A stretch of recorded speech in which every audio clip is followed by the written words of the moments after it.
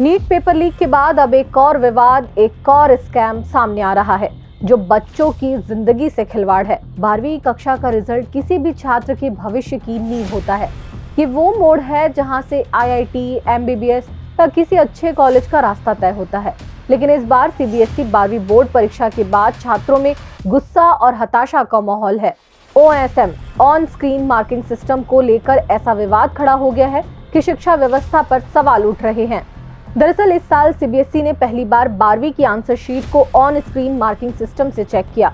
कॉपियों को स्कैन करके टीचर्स ने कंप्यूटर स्क्रीन पर नंबर दिए। बोर्ड का दावा था कि इससे गलतियां कम होंगी और पारदर्शिता आएगी, लेकिन हकीकत बिल्कुल उलट निकली।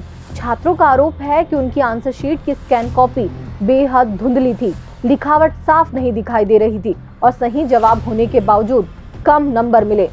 एक शॉकिंग मामला भी सामने आया है। एक CBSE क्लास 12 के छात्र वेदांत ने X पर पोस्ट कर बड़ा खुलासा किया।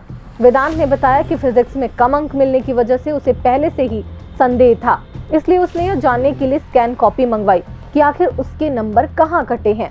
उसने यह भी कहा कि केवल फिजिक्स ही नहीं बल्कि मैथ्स, कंप्यूटर साइंस और इंग्लिश विषय की आंसर शीट के लिए भी आवेदन किया था।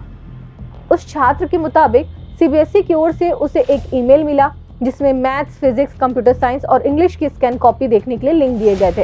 वेदांत ने वीडियो में अपनी इंग्लिश की आंसर शीट दिखाते हुए कहा कि उसमें उसकी अपनी हैंडराइटिंग साफ दिखाई दे रही है और उसके इंग्लिश में 91 अंक आए हैं।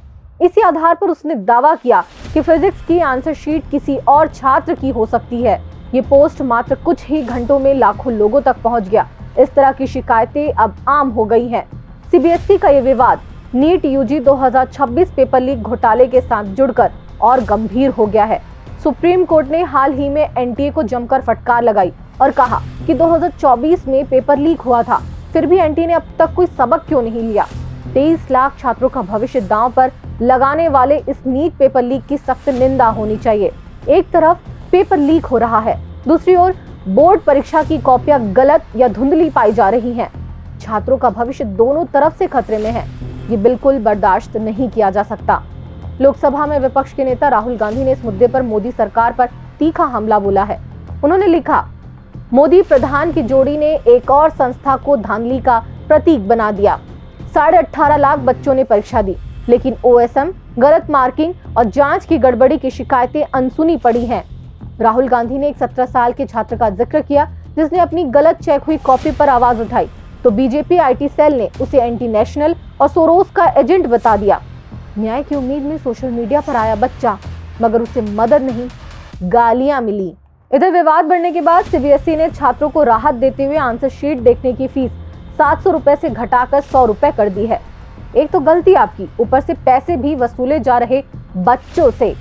फिलहाल री-इवैल्यूएशन की प्रक्रिया 26 मई से शुरू की जाएगी। इस पर द लेंस ने कुछ बच्चों और अभिभावकों से बात की है। उनका दर्द उनकी बातों में साफ तौर पर झलक रहा है।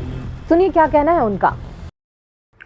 ये जो 12वीं की चेकिंग हुई है, जो बोला जाता है कि स्कैनिंग से चेक हुआ है, इसको OSM टेक्निक बोलते हैं, ये 12वीं में नहीं होना चाहिए था। क्योंकि क्या है, बच्चों का भविष्य, बच्चों का कॉलेज, आगे का कॉलेज जिसमें एडमिशन लेंगे वो डिसाइड होता है।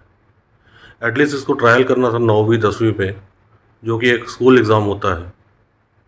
इसमें बच्चे लोग डिप्रेशन में आ गए हैं।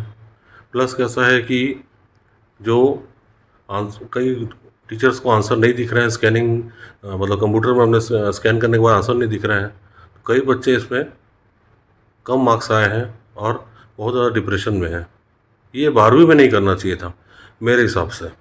इस साल मेरे बच्चे ने भी 12th का एग्ज़ाम पार्टिसिपेट किया है। अभी नीट का बवाल थमा नहीं था। सरकार ने फिर से नए CBSE कोर्स में पैटर्न लागू करके ऑनलाइन चेकिंग करके एक पैटर्न फॉलो कर दिया कि इस पैटर्न के, अगर पैटर्न पे किसी बच्चे ने नहीं लिखा है तो उसे माइनस मार्किंग दो, उस पैटर्न पे डाला है तो उसे 100 मार्किंग। अब आप लोगों ने ये चीज़ देखा है कि अगर कोई मशीन पे आपने कोई चीज़ पर्टिकुलर फॉलो करने के लिए कहा गया, उस पैटर्न के अगेंस्ट जाकर उन्होंने भले ही सही आंसर लिखा लेकिन फिर भी पहले से बनाए हुए पैटर्न को फॉलो नहीं किया तो उनकी मार्किंग कम हुई। सरकार को अचानक से ऑनलाइन चेकिंग का एक नया फार्मूला लाने, वो भी 12 जैसे महत्वपूर्ण एग्जाम में करने के लिए अचानक क्या सोची, ये हमारे समझ से परे है। क्योंकि कोविड तो आया नहीं था कि लोग मर रहे थे और अचानक वैक्सीनेशन करना जरूरी था। आप पहले चाहते ट्रायल करते, ट्रायल के बाद उस चीज़ों को लागू करते, लोगों को प्रॉपर प्रशिक्षण देते। जिनके कंप्यूटर के बारे में जिनको नॉलेज नहीं है उनको आप ऑनलाइन चेकिंग के लिए आपने दे दिया। बच्चे के आंसर शीट पे उन्होंने क्या मार्किंग की, कहीं कोई रीज़न मेंशन नहीं है।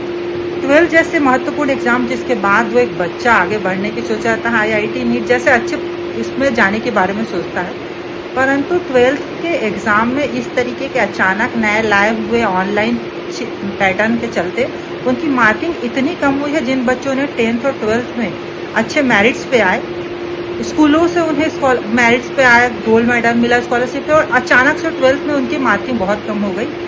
आज तक के लगभग मेरी जानकारी के इतिहास में सबसे न्यूनतम मार्किंग अगर 12th की हुई है तो इस साल की हुई। और सरकार के इस तरीके के लिए गए फैसले के बारे में मैं निंदा करती हूँ कि उन्होंने इस तरीके के 12th के एग्ज़ाम में क्यों ये चीज़ें स्टार्ट की बिना किसी ट्रायल के।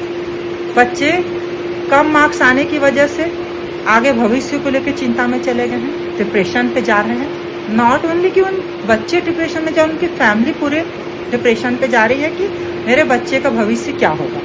क्योंकि आपको मैक्सिमम अगर कहीं भी आगे जाना है तो मोर देन 75% कंपलसरी है, लेकिन मशीन है, आपने उनको एक पैटर्न फॉलो करने के लिए कहा, उस पैटर्न पे उन्होंने आंसर नहीं लिखा, भले आंसर सही है, आप उनकी मार्किंग कम करते हैं।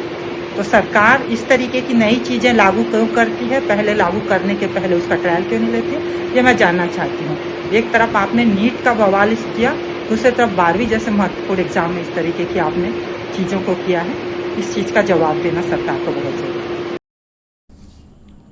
Hello everyone, this video is regarding the OSM checking by the CBSE 2026 और ये बहुत ही अब तक का डिसअपॉइंटिंग रिजल्ट रहा है CBSE के द्वारा। यहाँ पर टीचर्स को प्रॉपर प्रैक्टिस नहीं करवाया गया था।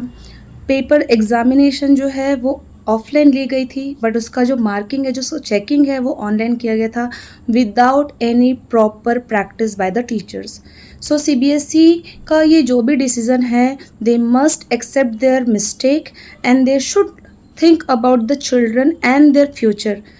हर एक बच्चे का फ्यूचर का जो डिसाइडिंग फैक्टर है, that is class 12th result, and how can CBSE be so irresponsible about this fact. So one must properly see into this matter. 12वीं बोर्ड और नीट जैसी परीक्षाएं छात्रों की किस्मत तय करती हैं। अगर इन परीक्षाओं में ही इतनी गड़बड़ियां हो रही हैं, तो युवाओं का शिक्षा व्यवस्था पर भरोसा कैसे बचेगा? क्या OSM सिस्टम को तुरंत सुधारना चाहिए? क्या नीट और CBSE परीक्षाओं में बड़े बदलाव की जरूरत है? आपकी राय हमें कमेंट के जरिए जरूर बताएं। द लेंस सच की आवाज बनता रहेगा और आप तक सच साफ साफ पहुंचाता रहेगा, लेकिन उसके लिए जरूरी है कि आप हमारे चैनल को सब्सक्राइब कर हमारी पत्रकारिता की ताकत बनिए। इस वीडियो को लाइक करें, शेयर करें। द लेंस इस घटना पर अपनी नजर बनाए रहेगा। मिलते हैं अगले वीडियो में नए विषय के साथ। धन्यवाद। देश दुनिया की रखी खबर हर रोज हर शाम कानो कान सुनते रहें द लेंस पॉडकास्ट। रही अपडेट लेंस के साथ।